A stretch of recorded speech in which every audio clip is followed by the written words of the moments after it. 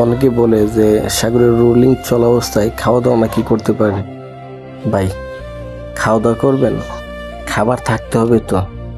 আমাদের মেসরুমের অবস্থাটা দেখেন, সব কিছু ছড়িয়ে ছিটে পড়ে আছে।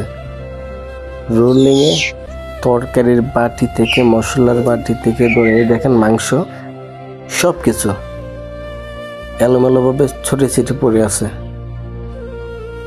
নতুন করে রান্না ছাড়া আমরা এখন কোনো কিছু খেতে পারবো না। হয়তো বিস্কিট, মুড়ি এগুলো খেতে পারবো, কিন্তু তাছাড়া আমাদের যে ভাত তরকারি ছিল সবগুলো পড়ে গেছে। এই যে মশলার বাটি দেখতেছেন আপনারা, দেখেন ভালো করে। এই হচ্ছে আমাদের নাবিক জীবন। অনেকেই বলে যে যাদের চাকরি নাকি অনেক সহজ,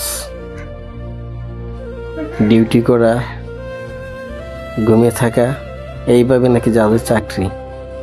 সাগর কতটা ভয়ঙ্কর আপনারা দেখেন।